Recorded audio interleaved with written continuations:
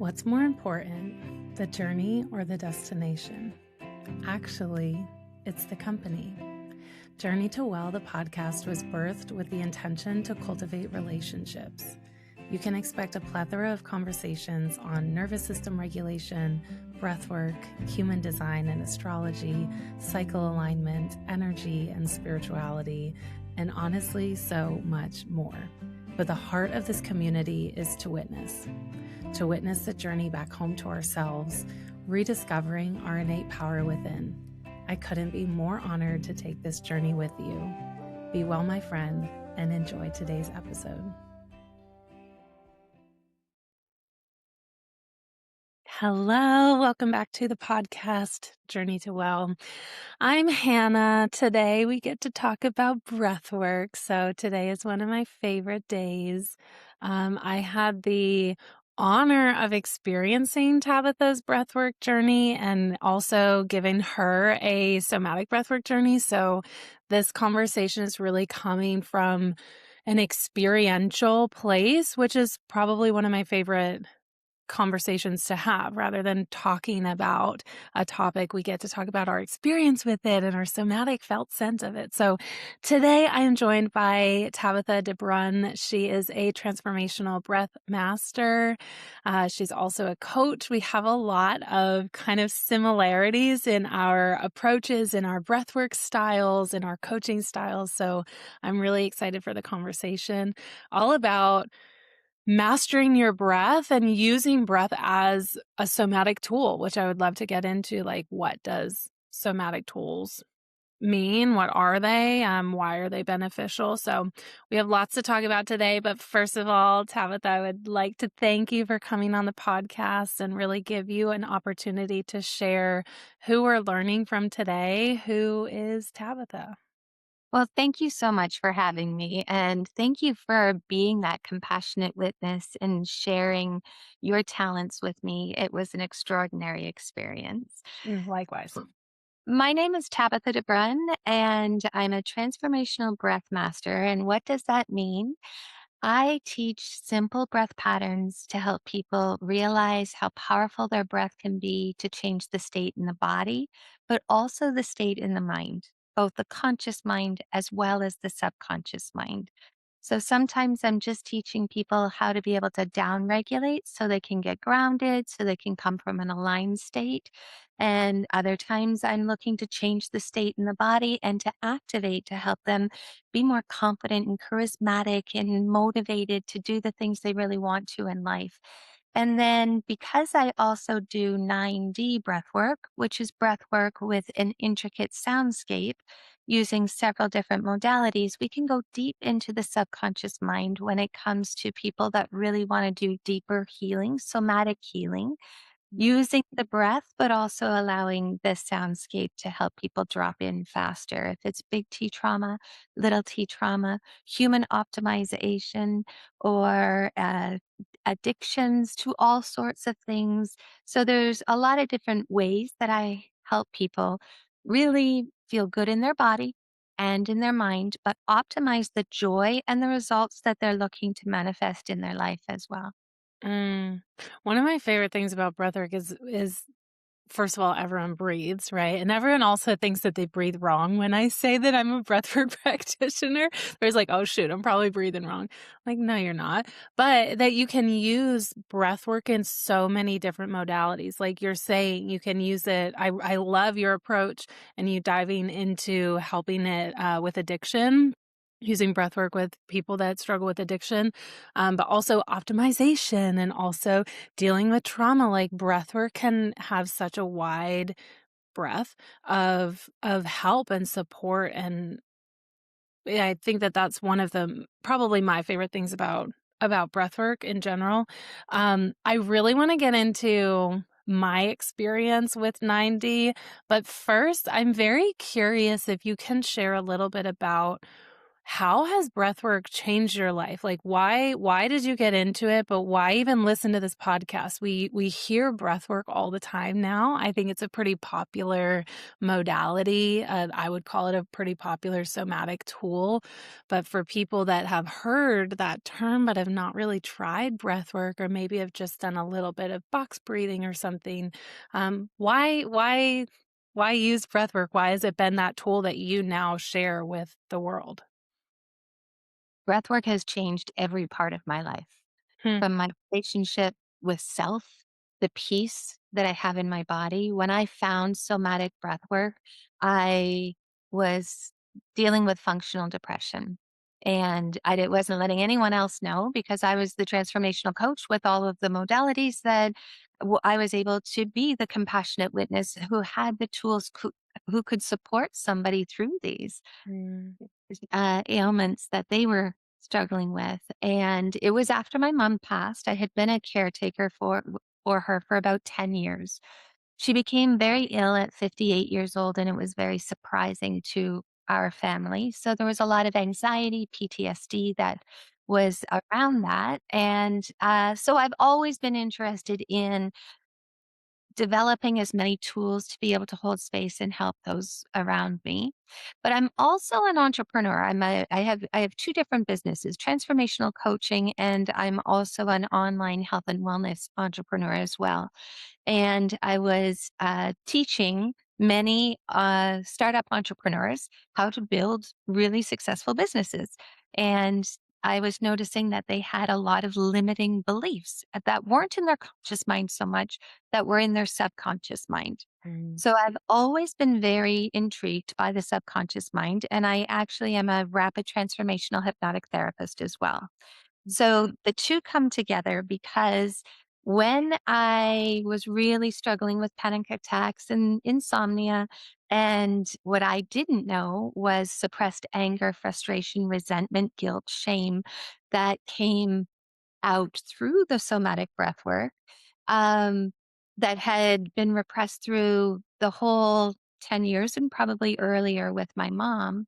mm, um, I realized that if I could use breath and working with the subconscious mind together, we could release things that didn't want to sit in my body anymore. So, to answer your question, how did breath change my life? The first somatic breathwork session I did, I was able to sleep that night and my hands weren't going numb anymore. But on the other side of a somatic breathwork journey, of course, the more you do, the more you peel back. But I had felt p- peace like I'd not felt in years in my body. My relationship with my mom, though she had passed in this breathwork session, I feel like I had a connection and an understanding that everything had happened for me. If I didn't know the depths that people can feel if they are experiencing anxiety, depression, burnout, I wouldn't be able to know that this modality can really help people and it can be so powerful. But it's also helped in communication with people. If I'm aligned, people mirror my nervous system and they're more aligned. So we can communicate. They feel seen, heard, felt. And that is so important. It helped my marriage. Not only was I a healthier body because I was sleeping, my hormones were more regulated. I was more regulated rather than reacting. I was simply responding. I was able to take in more information and truly listen to him. And I know another area of conversation in some of your podcasts is sexual relations, and breath can take that to a whole new place as well. So ultimately, when I learned that breath can change the state of the body, your physiology, you can change your heart rate, your blood pressure, where the blood flow is going in the body. If I could realize that breath could do that, and then I would have a clearer mind and be able to reprogram my subconscious mind with more empowering beliefs, then yeah, I realized it can help in any area of my life. mm. I love that. It really does make a huge difference in all areas. And one of the things that I really appreciated about the breathwork journey that you brought me through was that kind of subconscious reprogramming. So I think that I've talked a decent amount about some of my breathwork journeys that I've gone through, either with the program that I'm trained under or other practitioners that are friends of mine. And this 90 breathwork, when I was reflecting on like what was kind of different about it, because breathwork is breathwork. But one of the things that I share is that we can use our breath in different modalities. And so like the breath work that you bring people through and that I also bring people through is both of the different sides of our nervous system. So stimulating the parasympathetic nervous system and stimulating the sympathetic nervous system. If you've ever done like Wim Hof breath, that tends to be, from what I've understand and what I've done, all sympathetic nervous system. There's not a lot of parasympathetic nervous system stimulation. But the difference that I was reflecting on was I did feel like so much happened subconsciously that I've not still, and this we did this what, like a week or two ago, I've still not felt so much come up in the conscious. There is a few things for sure that I'm still processing, but that's one of my questions, I suppose, with hypnotherapy too, because I'm very interested in that. I had a hypnotherapist on the podcast a while back. If you're interested in that, you can scroll back probably like, I don't know, 2 or 3 months ago. Gnosis, Gnosis therapy, I believe, hypnotherapy. Um, how does the subconscious play into this? And is there ever for you, is there that overlap of like the subconscious coming into the conscious, or does a lot of stuff just kind of stay subconscious? That is a loaded question, and I love it. So I'm going to take it piece by piece. So, you have your conscious brain. Your conscious brain is what you're aware of. And we have the same thoughts over and over and over again. We are creatures of habit. And then your subconscious brain, it really makes about 95% of our brain power. So, what goes in the subconscious is anything that we don't deem important. So I'm just going to go and talk because I love to back it in science. Yeah. And if your listeners have not heard of the reticular activating system, I really want to explain this because the moment you realize how powerful your thoughts are in your overall life, how you feel in your body, what you're thinking about, what you notice, what you manifest, and the opportunities that open up to you are really connected to your reticular activating system. It's a filter in the brain. I like to describe it like it's a secretary. Anything important that's coming in, your secretary filters what's really important, puts it into your conscious brain so you can be aware of it. And everything else goes into the subconscious brain. And the best way for me to explain this, as long as you're not driving, if you could all play with me for a second, I'll have you take a really good look around your room. And I want you to look and I want you to find as many red things as possible. Red is really important. Like look in the family of red, anything you're counting up every single red thing. Red's really important. Have you got some red things that you can remember? Couple. That you've A couple. counted in your mind? Hmm. Now, if you can close your eyes, how many blue things do you remember? This is usually where people check out a little bit. Can you think of any? No. So I'm wearing a blue shirt, Oh, right? duh, And you. now the reason I say that is because we take in millions of bits of information at a time. And we'd go kind of crazy if you had to process all of that information. So the brain is so brilliant and this is automated. The brain is filtering out what's important and putting it into your conscious mind, and everything else is going into your subconscious mind. Now, what becomes important are what you repeat, what you think about, what you listen to, and what you bring emotion to. Mm. So if you say wonderful things about yourself, I am smart, I am savvy, I'm good with money, I have opportunities come to me every single day, I'm surrounded by miracles, I love who I'm becoming. If these are the kinds of phrases that you're hearing, your brain is going to say, and show you all day long where you're smart. It's going to validate it, where you're savvy, where you're good with money, where you problem solve really well. Anything you talk about and think about with emotion on repeat is going to program your conscious mind to become aware of that. And so all day long, you will see these opportunities. Now, to answer your question, why you would have felt that in the journey, you had me guiding with really strong neuro linguistic programming and repeating really powerful things. You did the letting go journey. So we were letting go of what no longer serves you. And we were bringing in the things that you really wanted to amplify in your life. So there was repetition, there was powerful music that evoked emotion. So we were locking that in and we're bringing more and more of that into your conscious mind. If it was in your highest and best good and that was your intention and it aligned with you, your conscious mind and your reticular activating system would be saying, yep, that's important. Now I see that. Now I see that. And that's probably why you're seeing and feeling a little bit more of that in your daily practice. But what's in your subconscious mind? We were letting go of what no longer served you. So we were literally unleashing, untangling, and using language that would have let that dissipate, keeping the wisdom. And we were bringing more of what you do want into that powerful language. So, do I find that it comes between the conscious and the subconscious? Yes. When I'm ready, when I'm open, and when I'm really clear about what I really want to see in my conscious mind.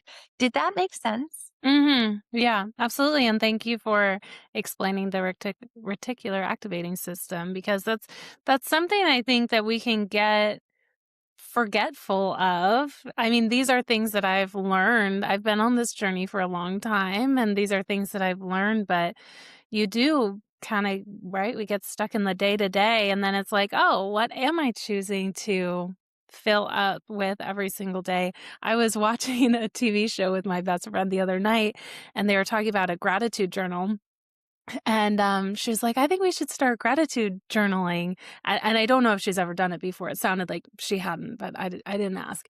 And so I actually had a gratitude journal that I gave her, and I was thinking about it as I was giving her the gratitude journal, and I'm like, "Man, yeah, I used to do, like, an actual gratitude journal every morning." This was years ago, but I haven't done that in a while, and what an important lesson or reminder of what are you choosing to wake up with? How are you choosing to program your thoughts and your mind? And so my question would be, what is the difference between like working with you, doing a breathwork journey and working on how you, I don't know. I also used to put like sticky notes on my mirror all the time, right? Of like affirmations. What is the difference or are those the same thing? I'm so glad you asked because I infuse the entire journey that you did, and all of my journeys are infused with hypnotic scripts, which are subliminal messages that are open to the in the subconscious mind, so it continues to replay it. A lot of affirmations and a lot of gratitude. I was drawing from you, if you remember, sometimes you don't. Mhm. And but I was drawing from you things you're grateful for.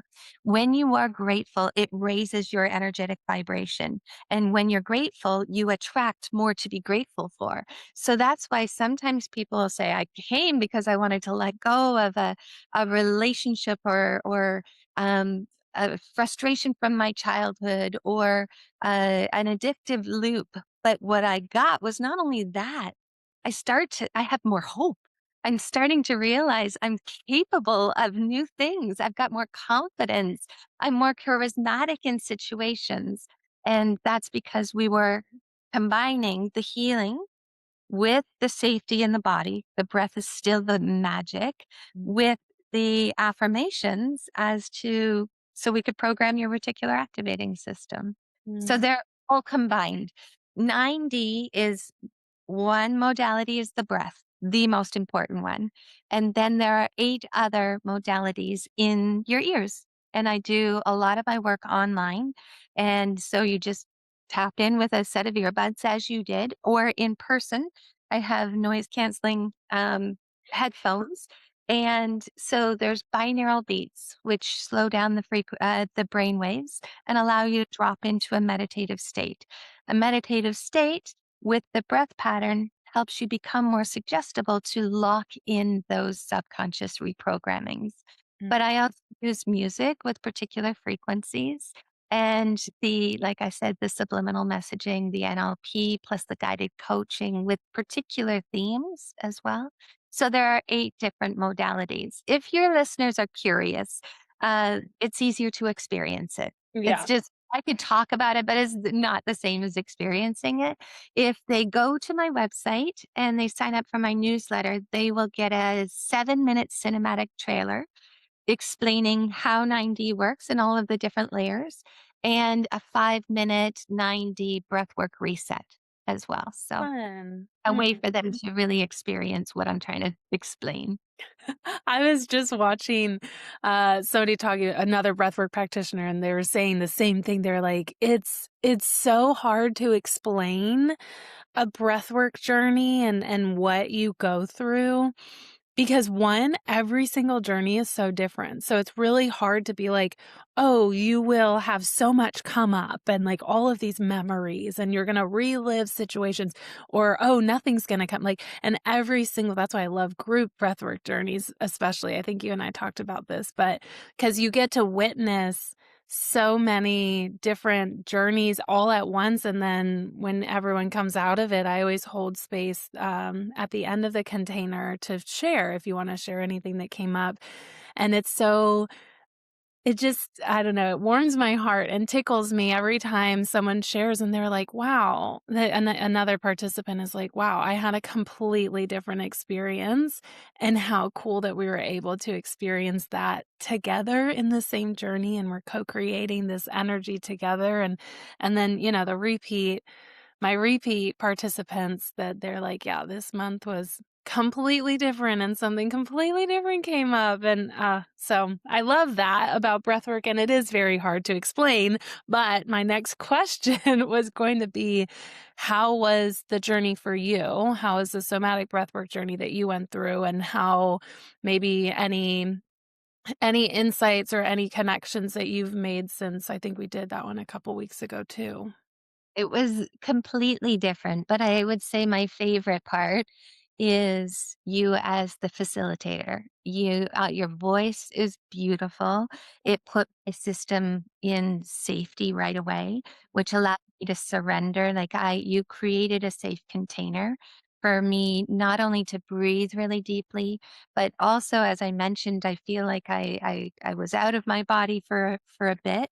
I didn't feel like I had to stay in control. I was able to surrender and allow the wisdom of my body and your guidance to take me to my next level of healing. And the music was exquisite. But then the energy that you hold with your people as you facilitate is quite beautiful and calm. And then your integration process after allowed me to reach for what would be difficult to put words to and find some words so that I was able to actually kind of lock that understanding in and allow it to change me in my conscious mind. So that's the music was beautiful. Our breath practice is similar with down regulation, activation, down regulation, with the breath holds as well, similar in that. And it delighted me because I'm very aware of my practice. Mm. So there's no element of surprise. And I think as humans, the element of surprise and still feeling safe allows for massive evolution. So that Mm. that's what was the biggest difference. I love that. Thank you for sharing. And that was a very sweet compliment. So I appreciate it. Um, so when we're talking about down regulating, up regulating, one of the things that you shared that I really would love to chat about, I think you said something in the beginning about breathwork really giving you this opportunity to tune into the anger and frustration that maybe you have held for years before your mom got sick. Um, and I really wanna touch I really wanna have a conversation of the nervous system. What is the importance of teaching our body how we can downregulate ourselves, actually doing it ourselves, not taking a pill, not, taking a medicine or a drug? And then what is the importance of teaching our bodies that we can upregulate ourselves as well? So we take breath for granted because it's part of the automated nervous system. And yet we run at such a frenetic pace. We're asked to do more in less time. So we are noticing, and you said this earlier, and I loved it, is not that people are breathing wrong per se. They're breathing in a certain way for too much time that they've not allowed their system to reset. And most people spend most of their waking hours in that fight, flight, freeze, but they're there so much that it's become their familiar. So when they don't feel like that, they feel like they're lazy or they've got to be doing something, or they start to go for the dopamine hit in different ways because wait a minute, I'm usually feeling a little bit anxious. Mm, So I love to do is help people use just a simple breath pattern, scientifically proven it's the fastest way to change your state. And I'd like to say, like, breath can be a superpower in so many areas of your life. So you can do this if you're driving, this is amazing if you're frustrated with your partner and you don't want to lose your stack on them. It's incredible if you want to be really heard and understood in a meeting. So it's called the physiological sigh. If you take a deep breath in through the nose, and I really encourage your listeners to, and I know you've done a lot of breath work with them, so they probably are aware of breathing into their diaphragm, but sometimes we just need another reminder. You're going to breathe in through the nose, really deep into the belly, like you're inflating a balloon. Most people, when they breathe in, they pull in the abs nice and tight. They pull the shoulders up in their stretch or stress. But what we want to do is breathe in through the nose, deep into the belly, about 60%. And then you're going to take another sniff of air. And then you're going to relax with a long exhale through the mouth. And if you can audibly sigh, can't always do that. If you want to be discreet, you can. But if you audibly sigh with a long exhale through the mouth, you are going to notice a difference in your body. So I'd love for us all to do just one right now. mm, I'll please. count you in three, two, one. Take a deep breath in through the nose into the belly. Take another sniff of air. Inhale through the nose. And now relax audibly with a sound like you're vibrating through the mouth.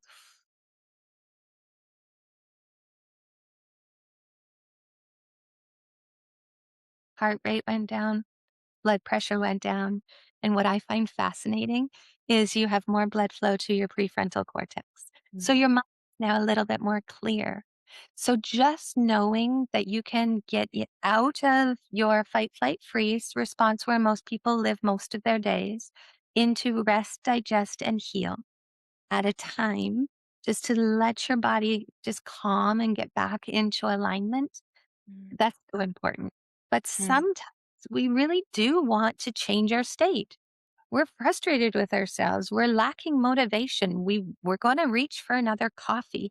Before you do that, try activating. Now, if you're pregnant or you have a contraindication, like you've just had surgery or you're prone to seizures, then we want to take this carefully. You really want to work with a trusted facilitator to teach you the breath patterns that are right for you.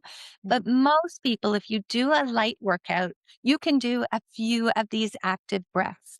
And it's what I taught you with this physiological sigh in reverse.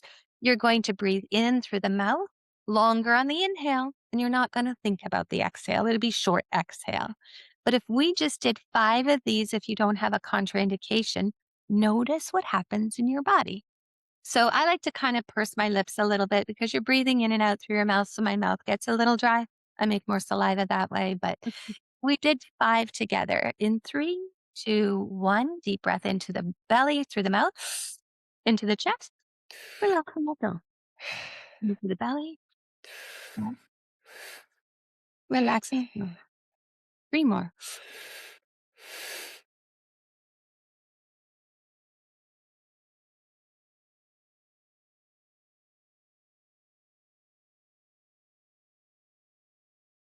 probably feel a little energized. You got a little heat happening in the body. And what has happened is we actually took the blood flow away from the prefrontal cortex, went into the muscles. So we're changing your state. So then you can actually get into going away from the beta, the conscious mind, the ruminating thoughts, into a little bit of that creativity into the subconscious mind. And that's where you can come up with new ideas, maybe do Mel Robbins practice 5, 4, 3, 2, 1 and go and take action and find yourself in a different state. So I think it's important to know like, I don't want to be in that active state all the time. I Mm, want to become consciously aware. If I've been there too long, let's downregulate. But if I've downregulated and I'm really in a lower vibration, you can change your state just by using your breath. hmm. How do we know what state we're in if Uh, we're not aware? I just notice how you're breathing. If you're in and out shallow through the mouth and there's no longer exhale, if you're not actually allowing for that breath to make a vibration in the body, you might want to stimulate the vagus nerve by allowing that long exhale. The vagus nerve is the largest nerve in the body, from the brain to every organ, and it lets the body know it's safe. If you don't feel safe, or you find you're really in reaction, reacting to things that could be small, and you're reacting in a big way, not proud of how you showed up at that moment. All of these might be indications that it's time to, dim the lights for a little bit. Let's take you out of fight, flight, freeze into rest, digest, and heal, and homeostasis, regulate again. You've Mm, got tension in the shoulders, in the neck, in the tracks. If you find you're a bit nauseated, maybe you just, again, all can be signals in the body. If little things irritate you, could be another signal that, you know what, I just need to breathe in through the nose longer on the exhale. mm. Mm. I love that fun fact. I always tell my people, even just simply elongating your exhale. So your exhale is longer than your inhale. You're really focusing on the exhale. One of the ways that you said actually when you breathe in for the activation, but you can also purse your lips as well on the exhale when you're doing like either the physiological sigh or just breathing out because you're kind of slowing that airflow a little bit and you're being a little more intentional because you don't typically purse your lips when you breathe out, I don't think. And that, even just that, is helpful to down regulate the nervous system a little bit and really ground yourself for a second. And I mean, you can pair it with a lot of things, right? Like a little grounding practice or a little mindfulness, but just the act of using a longer exhale than inhale, you're going to stimulate the parasympathetic system, which can be very relaxing, which is also why our bodies, like I think one of the things I love about breath work is you aren't really you're doing so many things that you're not realizing. Our bodies naturally, when we're really stressed out and you're like, that was probably so loud, I'm so sorry, listeners.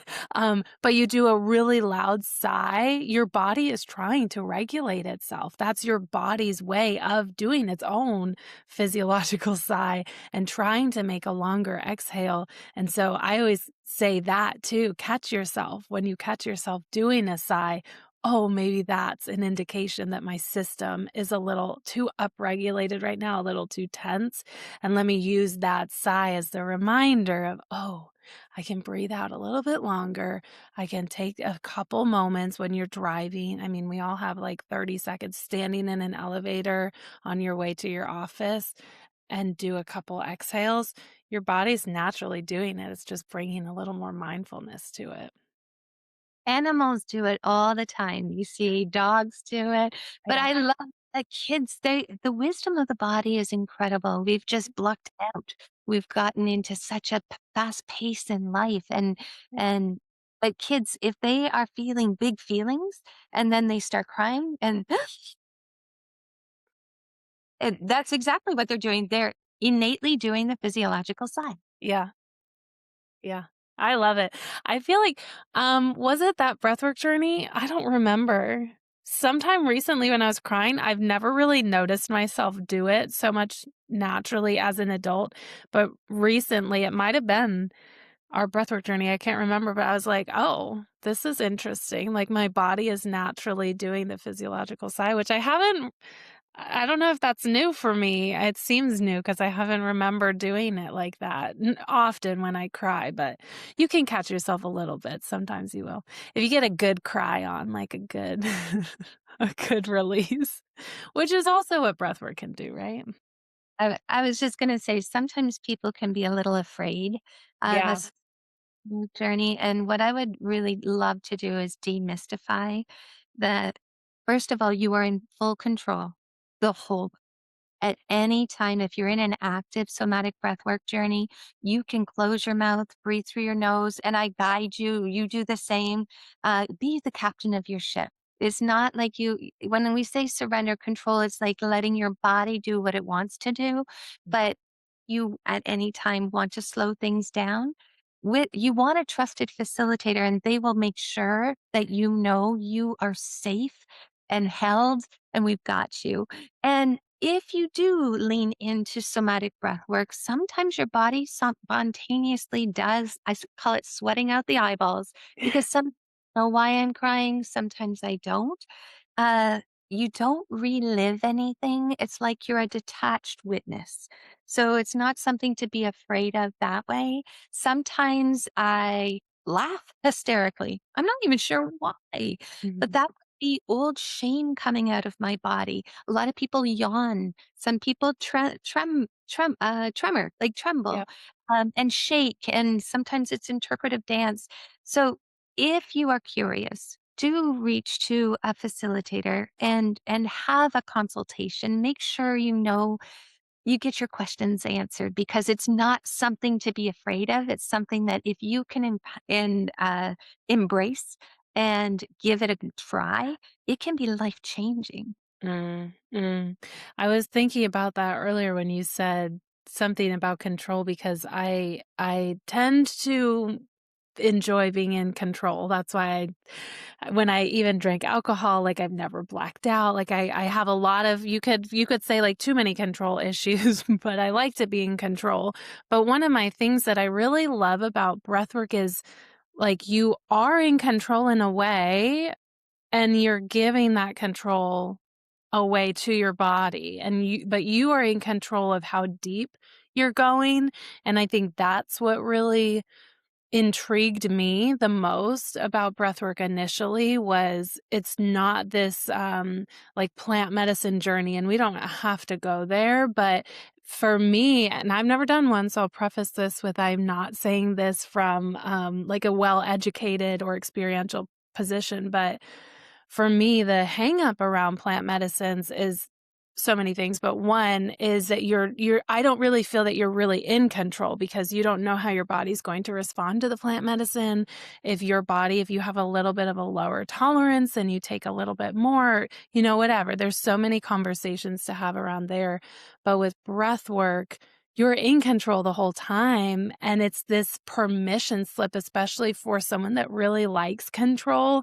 I think that's why I like breath work so much is that you're giving yourself again, and I love that you're reminding, like, with a trusted facilitator, with someone that really helps create that container of safety because you need to have that container to then be able to fully unravel. And you're giving yourself that. And if you feel like, oh, this is a little bit too much, this is starting to feel a little too uncomfortable, a little unsafe in whatever way, shape, or form, I'm gonna breathe through my mouth and I can come right back out of it, and then I can dip my toe back in when I feel ready to join the journey again, and that to me, I think, is one of the most powerful pieces of the resistance that some people do have around breath work when we haven't experienced it yet. I'm curious what other common resistance or pieces of resistance that you come up against when you're maybe having a conversation with a new client that you might feel inclined to share and demystify for us. So first of all, I love that you have breath with you at all times, Yeah. and you can literally get high on your own supply. Yeah. And like, if you knew how you could feel different in your body just by changing your breath pattern, that can make a big difference. And I'm certain you do the same.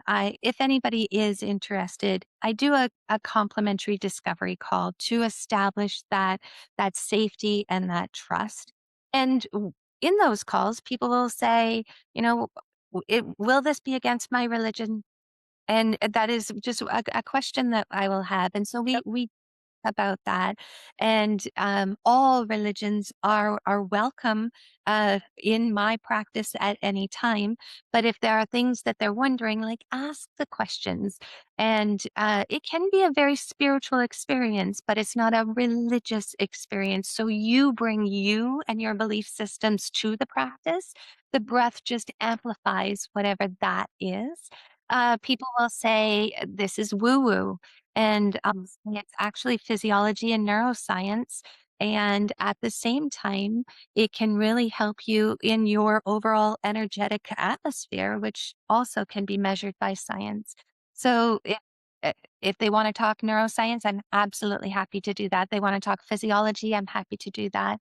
But what I love is it's the cross section between the two in a big way. What else do people I think the biggest thing is people don't wanna relinquish control. What is my Mhm. body to do? What if I say something or do something? And even I was a little concerned because I seem to keep things together, or so I believe. And, I thought, "What if I fall apart?" I look after so many people in so many different areas of my life. I don't have time to fall apart. And the reality is you're not gonna fall apart. There might be some healing, there may be some emotion, but you come back in a more aligned, powerful, healed state through breath, and breath has been done for centuries. Breath work you're hearing more and more now. I think it's because we've gone so far into pharma that we are starting to come back to these other practices that are established and safe and really, really powerful. Yeah. So just know it's a safe modality. You are the captain of your ship. But at the same time, if you want to feel different in your body and your mind and optimize your life and your joy and your expansion in different ways, breathwork can definitely be a really fast tool for people to see great results. Mm. Thank you. I think those are some really good popular thoughts or common thoughts that I definitely get with my clients as well. So thank you for sharing all of that. So I know that you have been having lots of really great conversations lately on podcasts. And one of my favorite questions to ask is what is something that you wish more people would ask you about or that you could talk more about? And this could be super breathwork related. It can be related to anything that you do in your business or your life as well. Oh, that's a good question. I think most people come to me because they're they're stuck or there's a problem they're looking to change. Yep. They're looking for transformation because things aren't great. And I will hold space and I would love working with people with whether it's grief and loss, whether it's addiction loops, whether it's uh, trauma of all sorts, whether it's anxiety, burnout, panic attacks. These are people that come to me quite generally. And I wish people would come knowing they will feel better. They will be empowered with tools to optimize their life. Like I can tap into areas in them that they didn't even know were there in the way of potentiality, like to take their life that's already good and give them some tools and then open the door to what else is possible. So I wish people would say, "Can you help people that are so happy in life open up that even more?" So I think yeah, because I think everybody's absolutely worthy of feeling good in their body. having clarity in their mind, and realizing that they're capable of even more than they thought. Mm. It's the we always reach out, not always. We tend to reach out when we are at rock bottom, when we are having the panic attacks, when we are so fed up with work that we just blew up at our boss and quit, or we're so fed up in our relationship that we're either one breath away from leaving or we have already left, and we don't have to get to that place. We can come and help ourselves and explore tools when we're in either a uh, average space or, like you're saying, a good space. Like, I'm happy with my life right now and I want to explore this. And what you're doing is you're not only helping yourself in the moment, but you're also setting yourself up for the future, because shit does happen, you know? People do die, people leave, you lose your job, you lose your home, bad weather comes, you know, like the storms are going to come. That's the one constant of life, is that life is not constant. And how am I supporting myself through each and every season? And oftentimes it's, yeah, we wait until we like cannot stand anymore, and we don't have to. So thank you for that reminder. Like, breath is good whether you're good or bad, and come for all of it. Come if you're broken, come if you're down, come if you're crawling in, but also come if you're jumping in. And that I love, like again, like witnessing different people in different journeys. Like, some people are like, dang, I was feeling good. And like that just elevated it tenfold. And that's beautiful to witness. And it's absolutely beautiful to witness and hold someone when they're feeling like they're unraveling, and then watching them ravel back in, put themselves back together in that second half of the breathwork journey. Like, it's all beautiful and all welcome. So thank you for that reminder. I love that. Yeah. So last question. Well, actually, I'm sorry. Before last question, you said come check me out, come join the newsletter, and I know that you're also very active on Instagram, and if listeners are interested in that cinematic journey and then the 5-minute breathwork journey, where do you hang out the most? How can people connect with you? How can they follow up and learn a little bit more about your specific form of breathwork and just connect with your beautiful energy? Thank you so much. My website is Tabatha.online, so Tabatha.online. And I'm Tabatha Debruyn on Instagram and Facebook. And I would love to get to know your listeners who might be curious about what it is that I offer and how connected you and I are, how similar. Yeah, I love it. So, last question. If the world could only remember one feeling from your work, what would that feeling be? What would you want that feeling to be? Unconditional love. Wow. Hmm, that's beautiful. We don't experience that a lot. I don't know if you think about that often, but unconditional love. How often do you experience conditional love versus unconditional love? That's beautiful. Thank you for asking that question. Yeah. Well, That's my truth. hmm. You feel that. I do. I will say I felt incredibly safe for someone that I've had a conversation with one time before doing a breathwork journey with.